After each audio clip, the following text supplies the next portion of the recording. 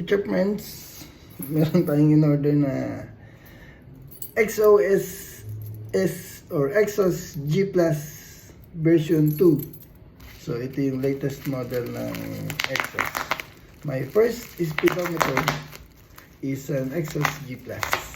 So, and binenta kasi natin yung ating Garmin para makabili ng isang bike.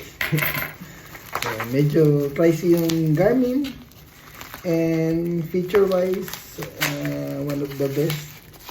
But for my needs, siguro medyo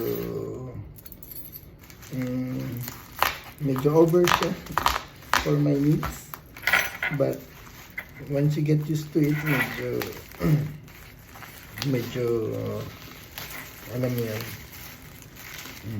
So, umorder tayo kay